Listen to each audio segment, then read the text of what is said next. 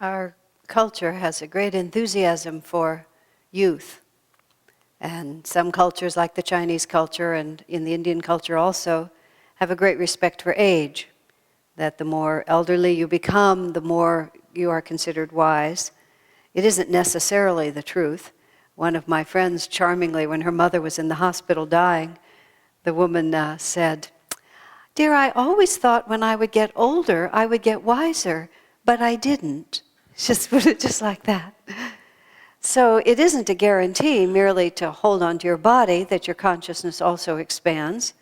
And sometimes in cultures that have too much reverence for age, their creativity is stifled, the freedom of the individual is stifled, the actual revelation of a truth is stifled.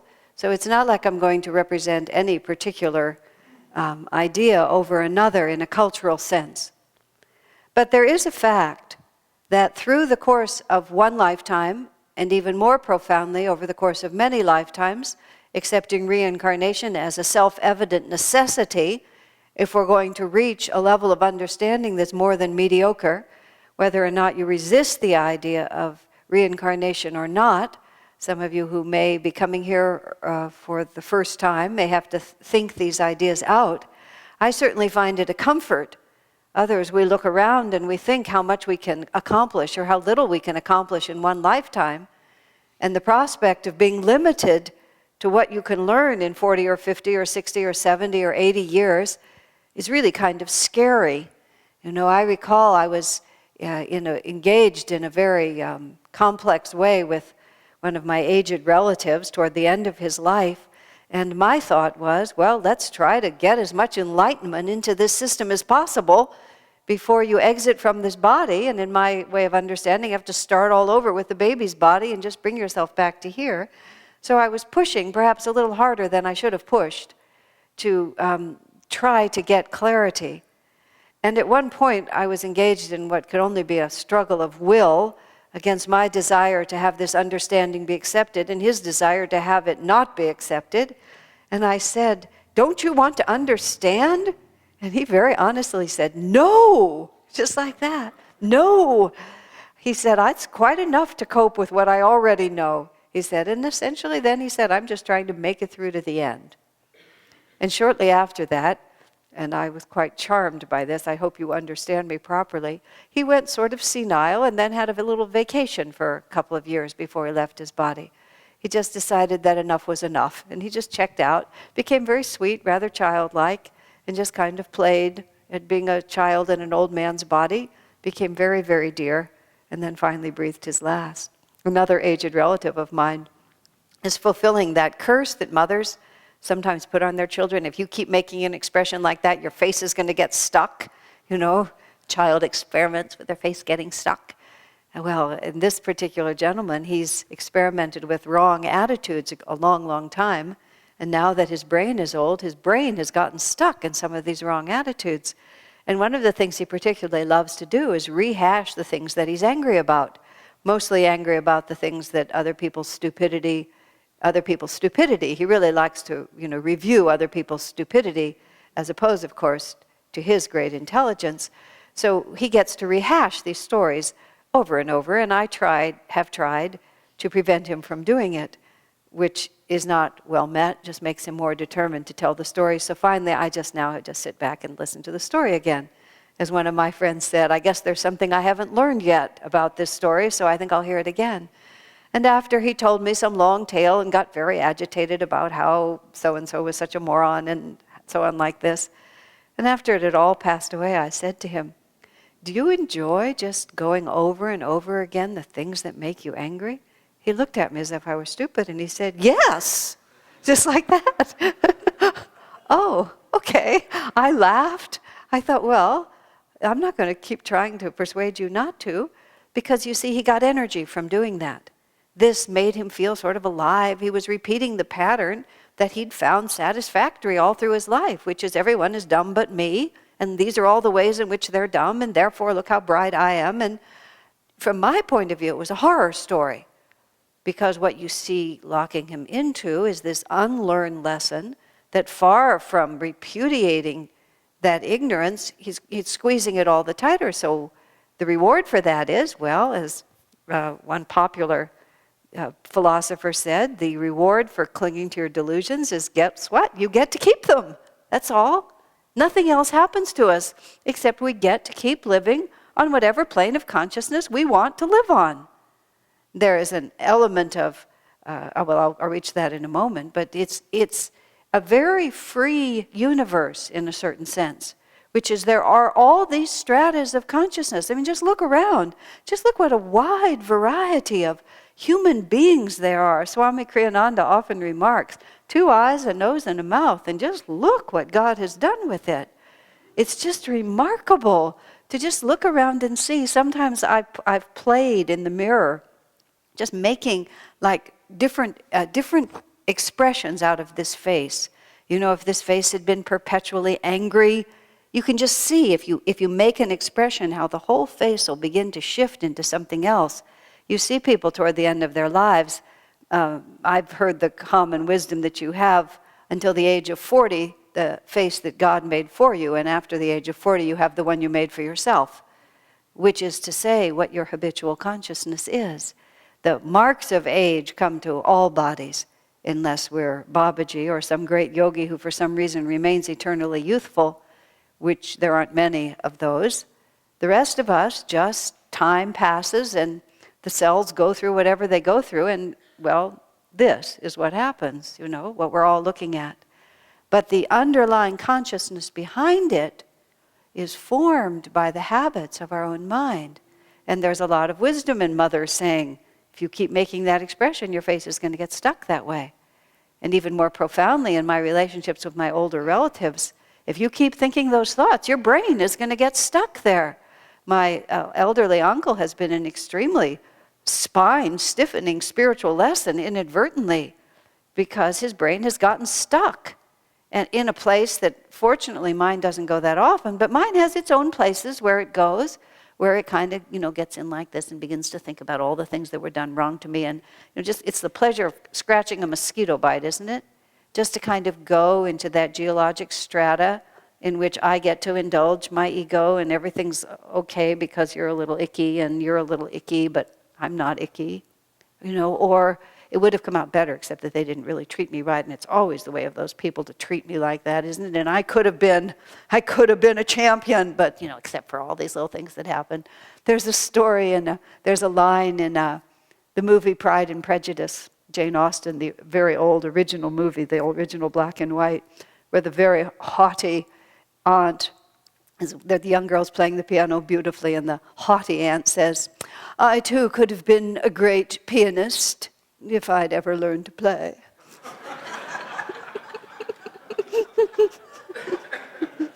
But is it really so different? I could have been so successful, except that I wasn't.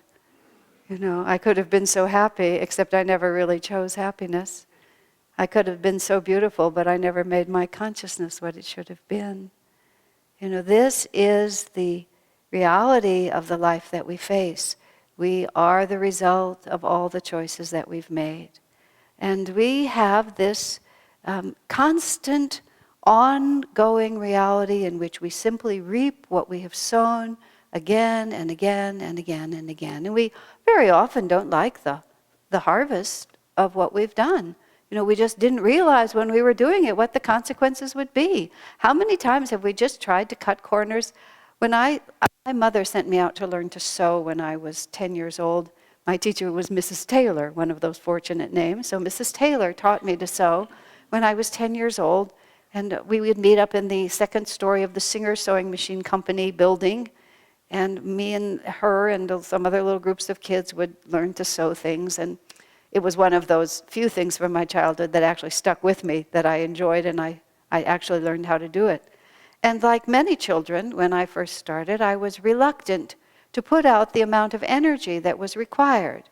And it became for me a kind of mirror for many other karmic things, because I learned in the process of assembling a little dress that I wanted to make, my first little green cotton dress that had little white cuffs and this little white collar and the zipper up the back, that every time I just got to some critical point of sewing and I decided, oh, I just won't really put out the energy to conscientiously pin, every little aspect of it. I'll just kind of cram it together and run it through the sewing machine. And of course, then you would pick it up and it would all be fine, except for the place where you kind of crammed it together and stuck it through the sewing machine. And I began to learn from that very simple project of sewing, because cause and effect was so obvious.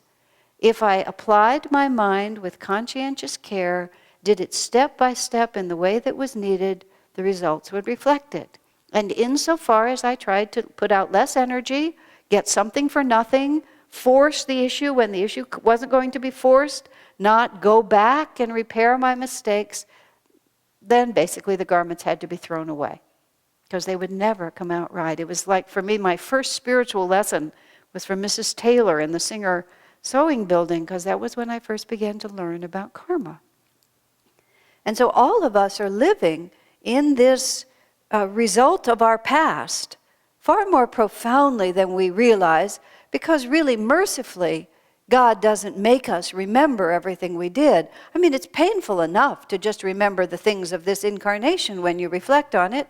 How many of us, have these points of regret, points of disappointment? If only I had done this. Why did I do that? Seemed like a good idea, but what could I have been thinking?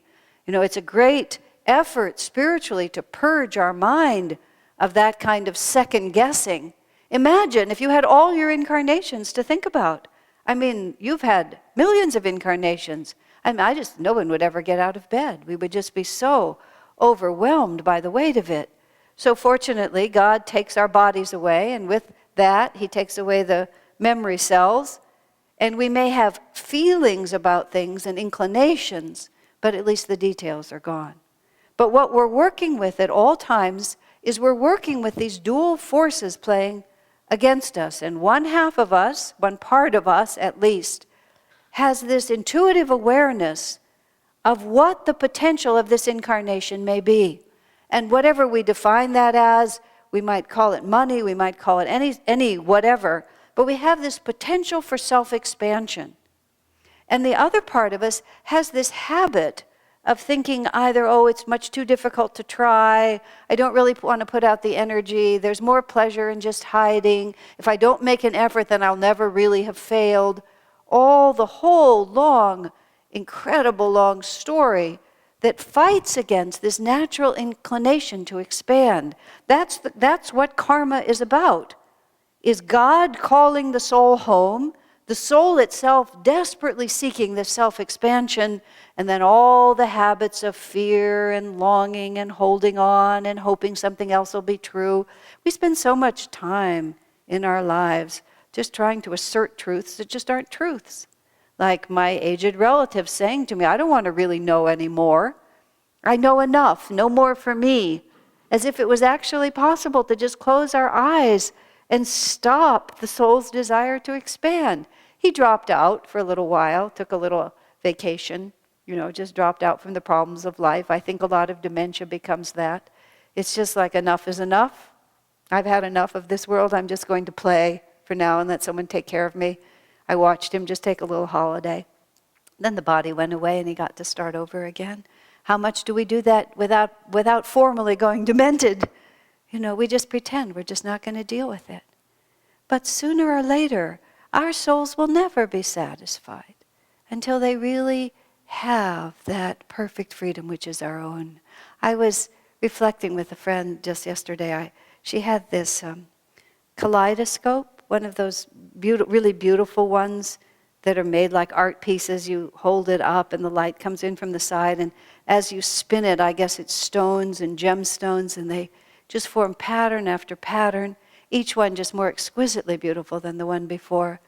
And just before that, I'd heard Swami Kriyananda say in a talk he was giving or something he had recorded, he said, he spoke of joy, almost unbearable joy.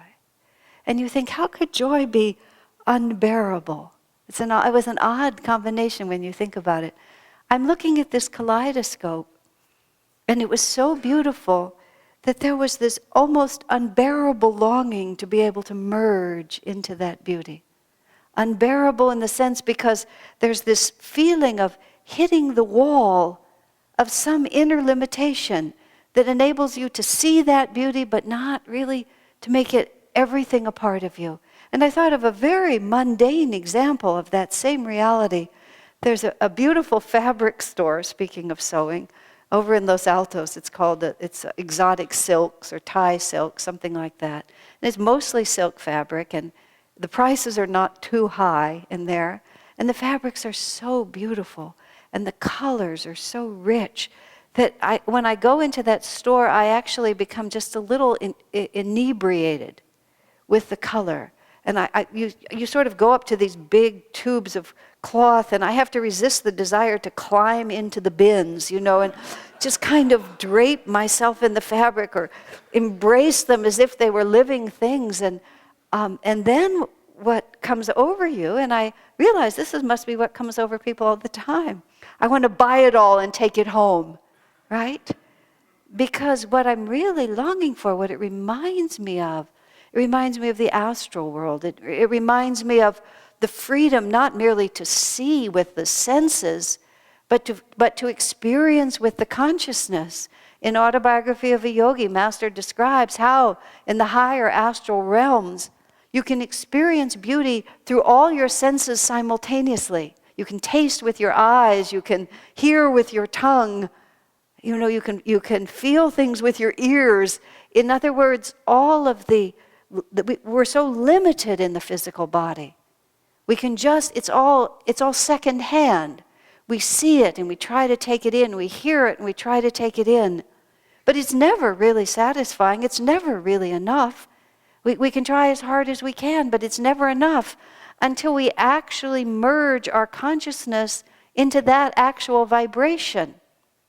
And this is the reason, so many people get so tired of hearing Swami Kriyananda say and other spiritual teachers say, you will never be satisfied by the things of this world. And there's this sort of defiant sense that says, yes, I will, because we don't want what little we have to be taken away from us. That's how it sounds. We've gotten our little tiny morsel of human love. We have our little morsel of financial security, or a little morsel of a happy, nice little house where we live. And then Swami says everything in the end just goes up and down and comes to zero. And you say, no, no, no, no, like this.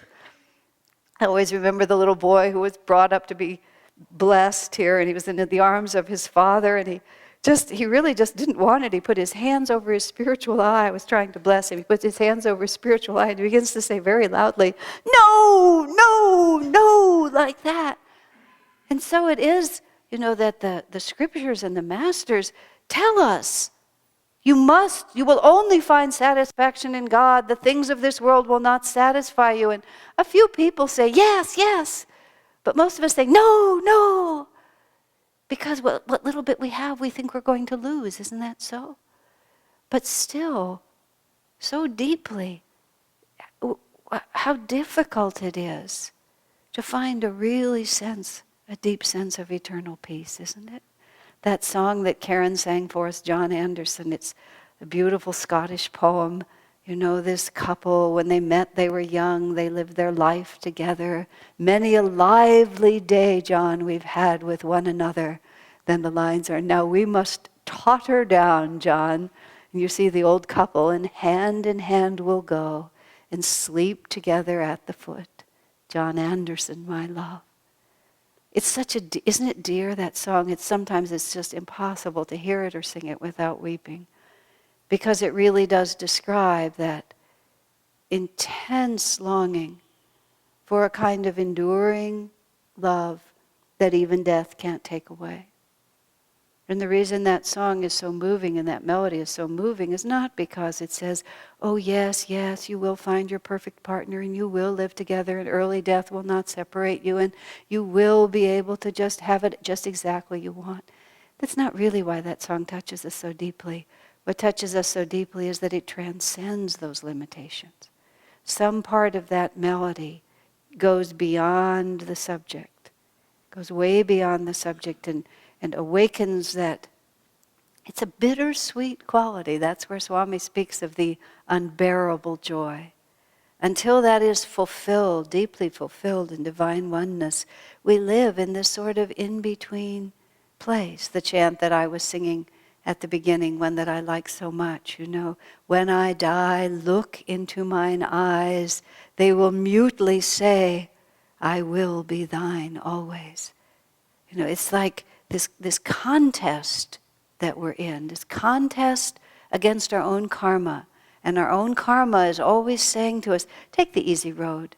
That's what they say, but how do you really know? Yes, of course, you should be devoted to God, but you can also do all these other things. This is a balanced age, just a little bit of ego, just sort of whispering in our ears like that. And we listen, and we live that way, and we just try it again, and again, and again, and again. No one can hurry it. That's where the Gita talks about the karma, the lovely 3 kinds of karma that there is. Some karma is just a very slight misunderstanding. Oh, for a moment there I had a selfish thought. You blow, the smoke was obscuring the fire, you just go like that, and then the clarity of divine love shows. The great saints are like this. Saint Bernadette of Lourdes, who had visions of Divine Mother when she was just a little girl and died in her early 20s. She's a very, very saintly person in the Catholic tradition. And on her deathbed, she was thinking of things that made her so sad. Oh, my mother worked so hard and she gave me, we had so little money. This is true of Bernadette's life. And she gave me this onion soup and I was not grateful for it. And then she wept tears. She was so sad for that little bit of selfishness that had obscured. Her heart was so pure like that. One of my friends, Paula, died of cancer. And there was 3 days when she knew that it was the end of her life. But she lived for 3 days. And we had this big party in the hospital. There was about 35 or 40 of us in the hospital with her for these 3 days and nights. Well, we called it Paula's passing party. We were just there, just enjoying her. And she was gradually finishing all her business. And she called up different people, and people would come in. And she was a very saintly person, just sort of making it right with everyone in a very honest way. She'd had this falling out with one woman friend. And the woman friend had been awful. And Paula had actually behaved appropriately, but nonetheless the other woman's friend's feelings had been hurt. And Paula was always sorry about that. So she got her on the phone and she said, with perfect honesty, I've always felt so badly that your feelings were hurt. I've always felt so badly that disharmony came between us. She never said that she was wrong, Paula. She just said, I always felt so badly that there was this disharmony. And then in her way she said, but I think we're both big enough gals to put it behind us. Don't you think so? Perfect honesty, but making a perfect bridge. And in fact, she did bridge that. And then when just the last days there, it was just a small thing. Paula had cancer intermittently. This was her 3rd round over a decade. And periodically she would try to do things to make herself healthy, but she had a great passion for coffee. And on the last day of her life, David went down and bought her a cappuccino just the way she liked it. And she held it in her hand the last day of her life. She couldn't even eat anything, but she would dip the swab in and sort of put it around her mouth like that. And when she was going out, she started to tell David, I like it. And David so sweetly looked at her and said, I know how you like your coffee, Paula. So she had this coffee cup in her hand, and in the last hours of her life, she kept fading in and out. And someone tried to take the coffee out of her hand, and she woke up and clutched it. She said, I'm not done with it yet, like that. Just so dear. But finally, when she was really ready to go, she put it down. We literally knew it was her last hours because she put down the coffee. But after she'd done everything, we were saying to her, well, Paula, is there anything left? And there had been this man named, he was called PJ, by his initials, PJ. And she and he had been very close, but they'd also had a falling out at one point. And then he had been killed, and so she couldn't speak to him now. And she said, well, once I was really mad at PJ, And when he sent me a rose bush, I didn't plant it for a whole month. We all looked at each other and thought, oh Lord, please, can I die with just that on my conscience? You know. Some karma's like that. It's just very light. Just a puff like that. But other karma, as it says, is more like rust on a mirror. Now talking about a silver mirror that has to be cleaned. It's an old-fashioned image. And you can get that rust off. But you have to keep rubbing and rubbing and rubbing and rubbing. And then you look at it and it's not quite clean and you have to rub and you have to rub again. You know, there's some inclinations within us that are so deep-seated that have served us in some way so well that they're like that.